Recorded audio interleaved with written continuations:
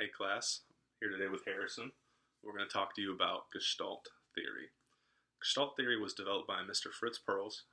He was kind of a close follower to Freud. The biggest differentiator between Freudian psychology and the Gestalt theory is that the Gestalt theory focuses on the here and now. Freud was very heavy on past experiences and development. Fritz Perls wanted to step away from that. He believed that you can't fix something that's already happened. You have to change your frame of reference and how you relate to the world right now.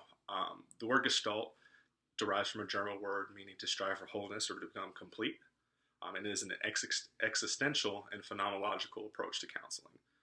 Existentialism comes into helping the client develop themselves as fully as possible into this world, where a phenomenological approach is client-centered. As a counselor, you're not the expert. You're there to guide the client into becoming their full self. There's one major aspect to the Gestalt theory, and that's contact. Contact is necessary as well as withdrawal to function fully with the environment. Good contact is what you want to strive for, being how you react to your environment and others around you. He also had 5 barriers to contact.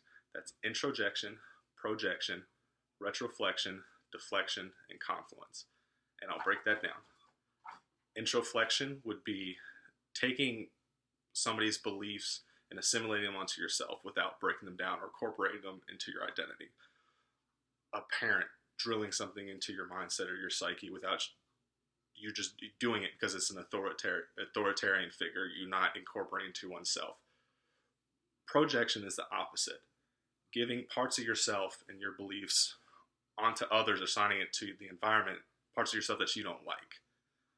Retroflexion is doing things to yourself that you wish you could do to somebody else, or doing things to yourself that you wish somebody else could do for you. Deflection is kind of exactly what it sounds like, kind of avoiding confrontation, avoiding making that contact, using too much humor, making broad generalizations about things, just kind of an avoidance type reaction. And then confluence.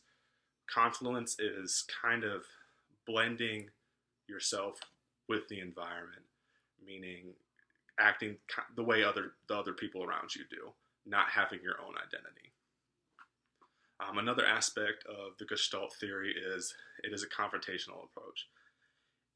Gestalt theorists will point out almost every little mannerism you make during a session. What they do is they do that so you can think of how you're acting subconsciously. Why are you making these subtle movements? Why are your arms crossed?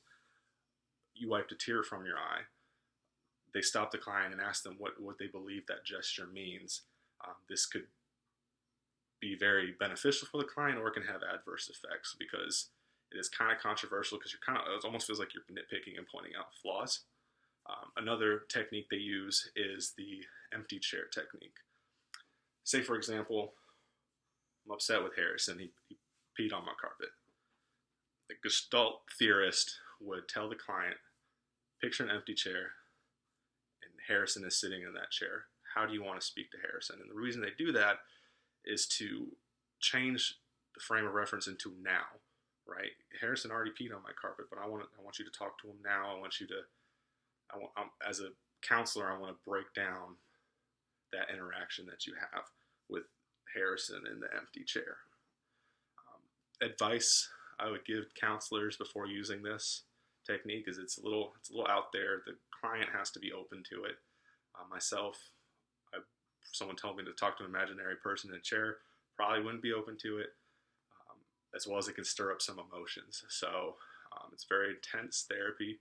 So you have to be knowledgeable and equipped to deal with those negative emotions when they arise. That's it. Thank you.